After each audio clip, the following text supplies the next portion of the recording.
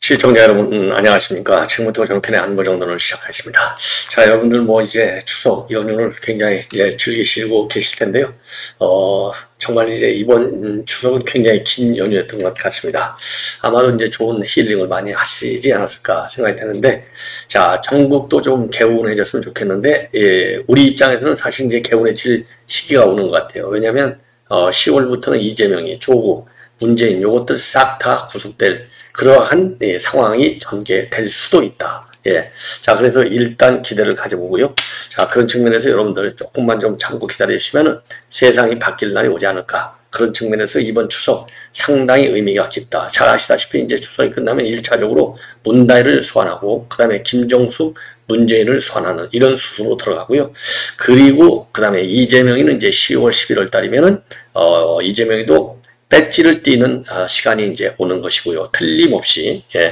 그 다음에 조국은 법정 구속으로 가는 상황이 오게 됩니다. 자, 그래서 이러한 상황의 극적인 이제 변화가 우리 이제 여권의 말하자면 이제 통합, 그리고 이제 우리 지금 당, 그 다음에 이제 윤석열 대통령에 대한 지지율의 반등, 이런 기회로 삼아야 될 텐데, 이게 저절로 오지는 않죠. 왜? 그만큼 야권의 반발이 이제 강하고, 지금 야권에서 노골적으로 지금 제기하는 게 지금 윤석열 대통령에 대한 탄핵, 그리고 김건희에 대한 특검, 이렇게 해서 임기 3년은 너무 길다. 조국 같은 인간은 아예 대놓고 3년은 너무 길다? 무슨 특별위원회까지 만든 인간 아니에요?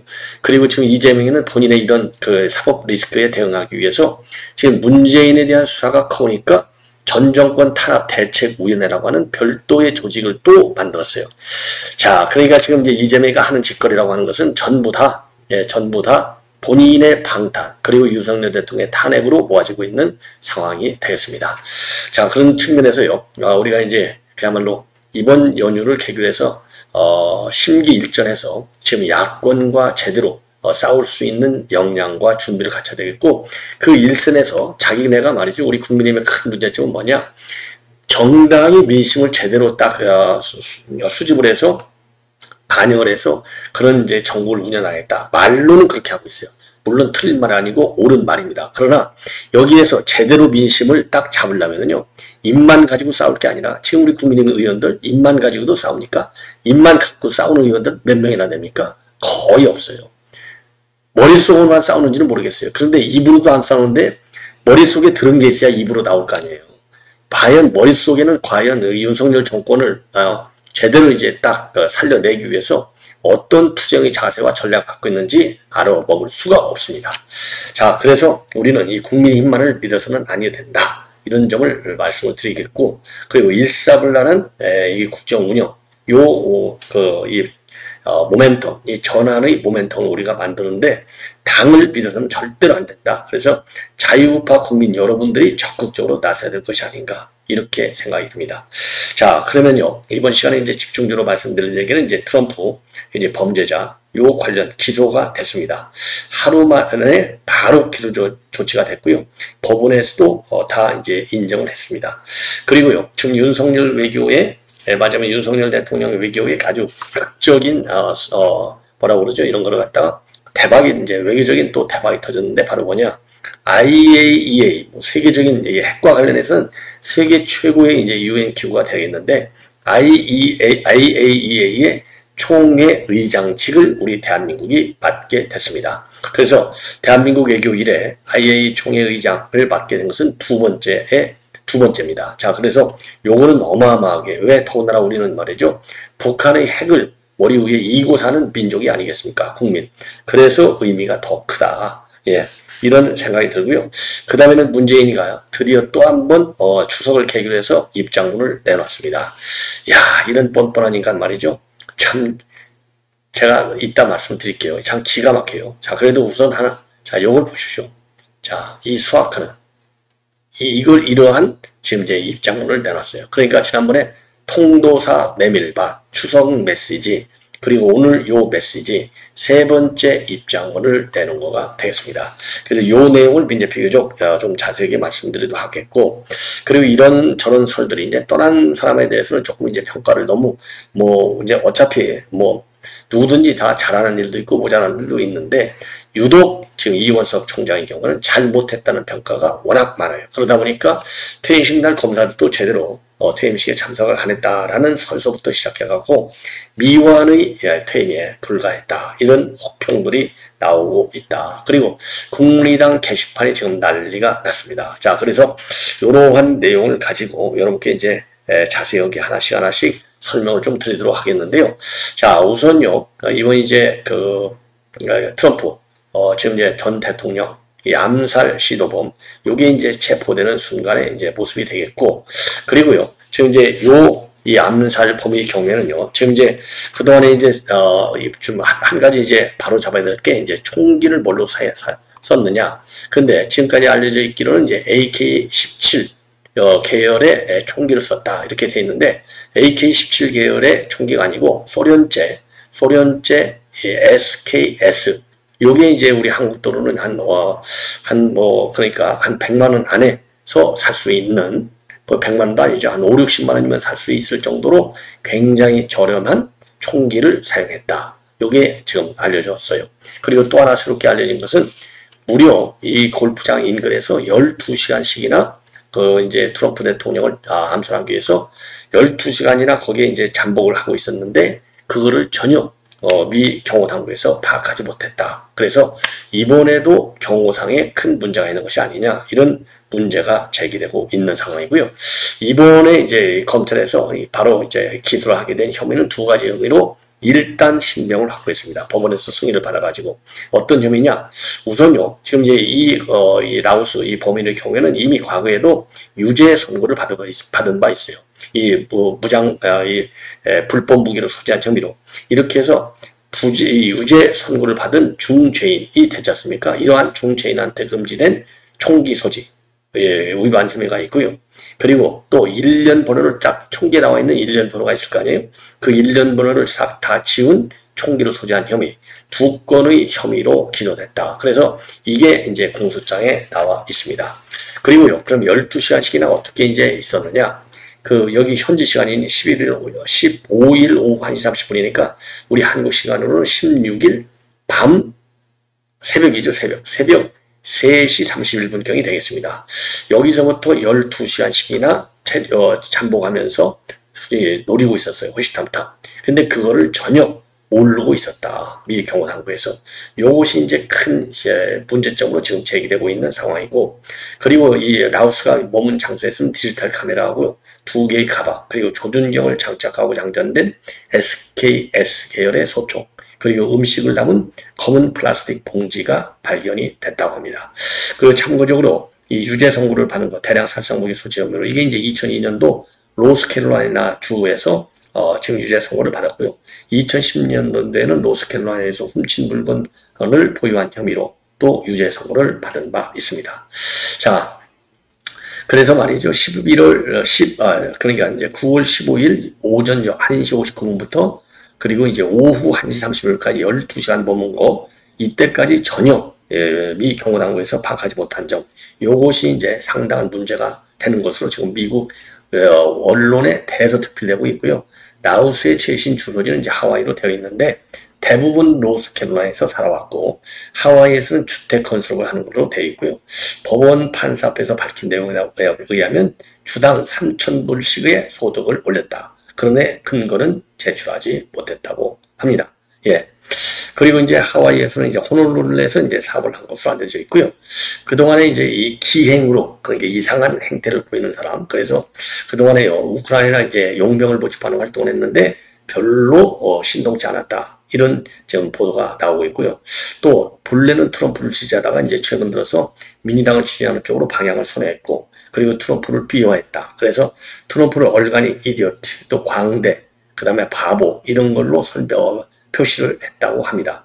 그리고 이란 핵 합의를 파기한 거, 이거 트럼프가 파기했지 않습니까? 이것도 잘못된 실수다, 이렇게 비판을 해왔다고 합니다.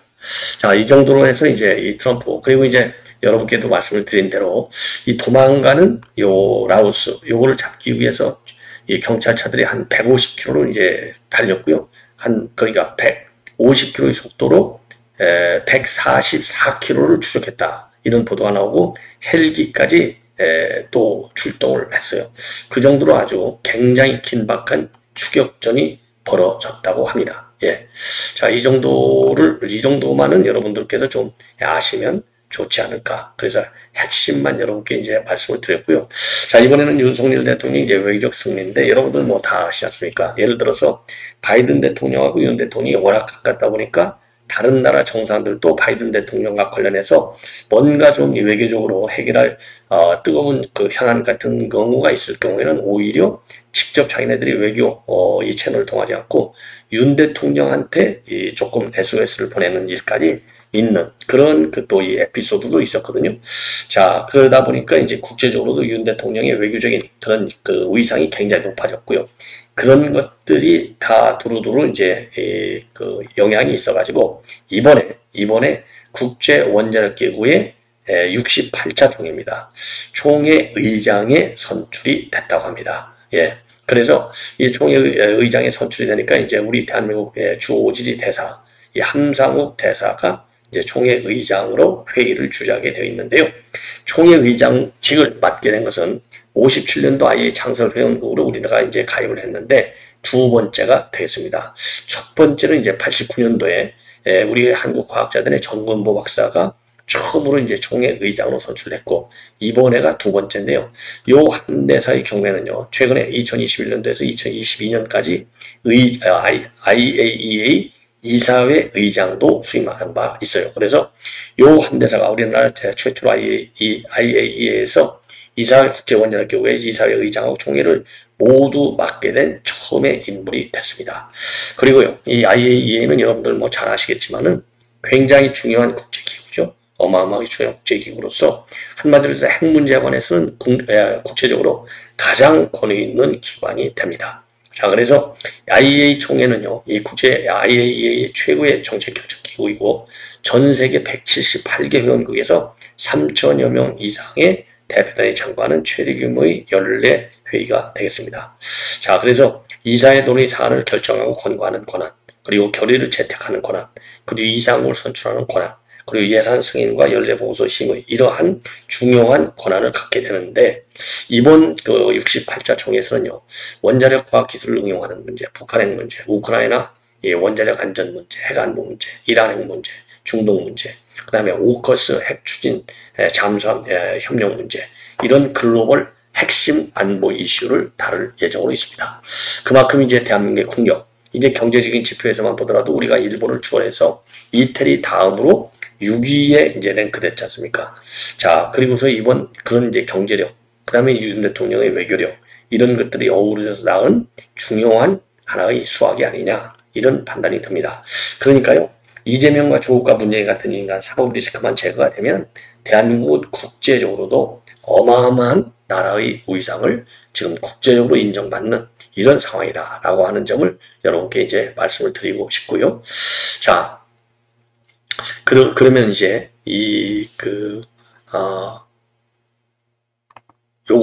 요 문재인의 요 SNS 내용을 말씀을 드리겠는데, 이게 이제 지난번에 이제 통도사 메밀팟, 그리고 이제 추석 메시지, 그리고 이제 요거는 이제 내내 마찬가지로 이제 추석 메시지라고도 볼 수 있겠지만은 추석 때니까 그게 아니고 이제 본인의 지금 이제 사실상 검찰 수사와 관련된 메시지인데 이 수학, 이 공물을 거둬들이는 이 수학에 관련된 내용으로 돼 있어요. 외형상으로는.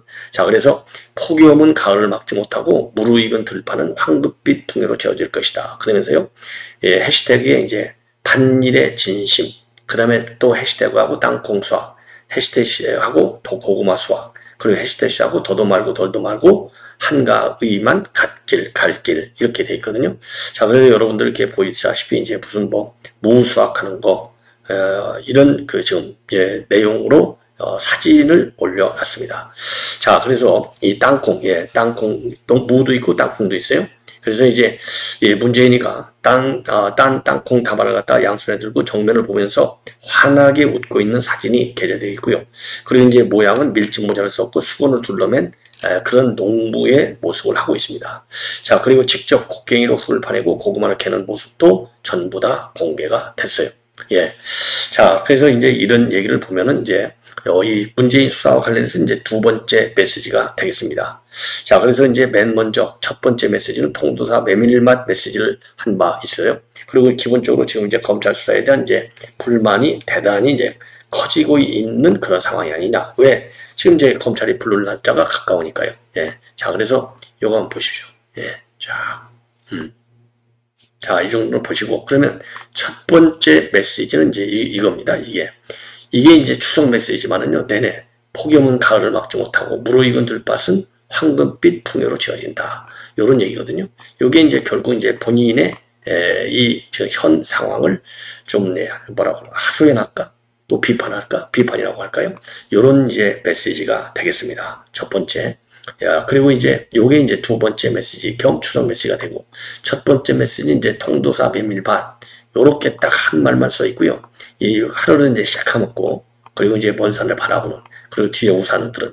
자, 그래서 이거를 갖다가 저는, 이거 묵비권 행사하겠구나. 검찰에 좀 안 가겠다. 이 먹구름이 몰려오는 것은 검찰의 수사망이 그만큼 이제 세게 몰려오는 것을 의미하는 것 아니냐.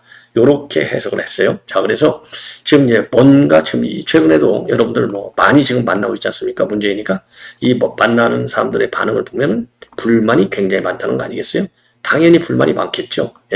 자, 그래서 요게 본인의 일종의 검찰 수사에 대한 상당한 불만을 표명한 것이다. 자, 그리고 지금 이제 추석이 끝나게 되면은요, 민주당에서 새로 만들어진 전 정권 탄압대책의 소속 의원들도 지금 이제 문재인을 예방할 예정으로 있다고 합니다. 뻔한 거겠죠. 자, 그리고 지금 이제 요 전 정권 탄압대책위에서는요, 문재인을 수사한 검사, 그러니까 이제 전주지검의 박영진 검사장서부터 시작해가지고, 뭐 담당 검사가 이제 한영규 부장검사, 요런 그 담당 검사들 갖다가 이제 탄핵하겠다. 이런 입장을 가지고 있다고 합니다.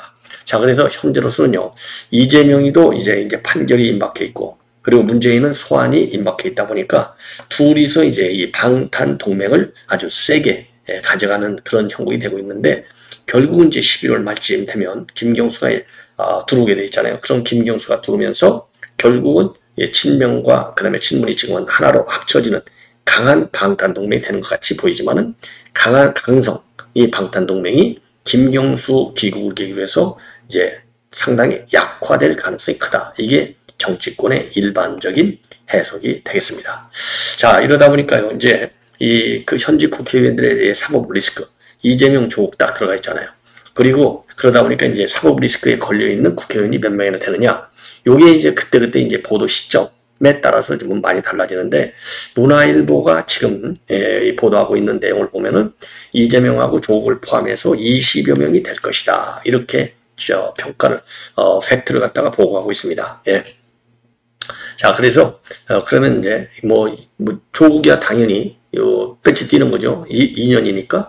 그리고 이제 이재명이도 당연히 배치 뛰는 거죠. 100만 원 넘어가면 되니까. 그런데 이런 사람들 말고서도요, 김봉현 전 스타모빌리티 회장, 그 라임 사건과 관련해서 불법 정치장을 받은 이수진 민주당 의원, 이 동작 의뢰 이수진이가 아니에요.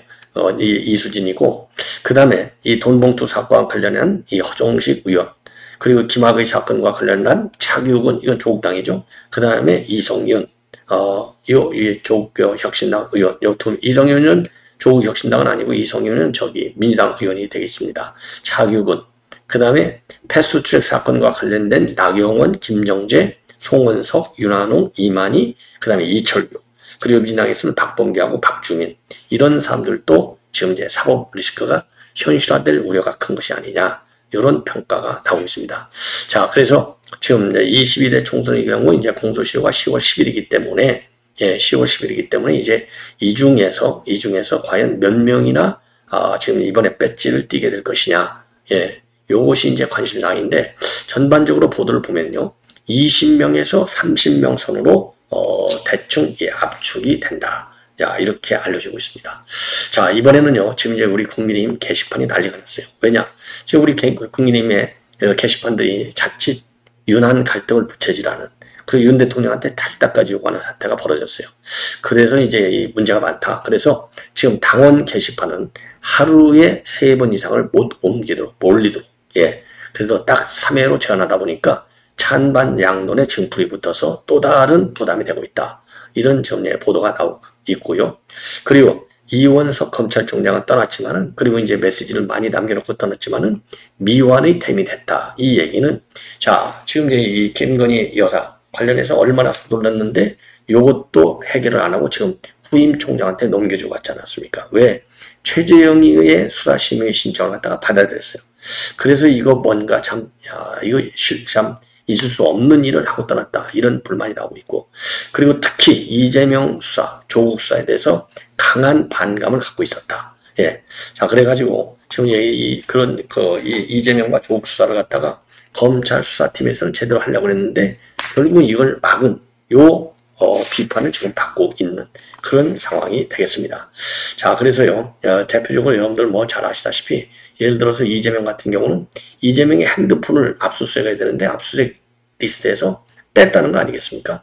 자, 요런 게 있고, 그리고 문재인 수사와 관련해서는 전직 대통령인데 예우를 갖춰야 될 것이 아니냐. 그래서 전직 대통령에 대한, 즉 문재인에 대한 수사도 사실상 좀 막고, 이러다 보니까 이 검찰 내부의 불만, 떠날 때까지도 불만이 상당히 많았다. 자, 그러다 보니까 이임식을 하는데 상당수 검찰들도 참석을 안 했다. 이런 보도들도 나오고 있습니다. 예. 자, 그래서 지금 검찰 이원석이는 떠났지만은 남겨놓은 뭐라고 그럴까요? 유산이랄까? 요것이 이제 비판적인 대상이 되는 일들이 상당히 많다. 이런 문제 제기가 있습니다. 예. 시청자 여러분, 이것으로 본 방송 마치겠습니다. 대단히 고맙습니다.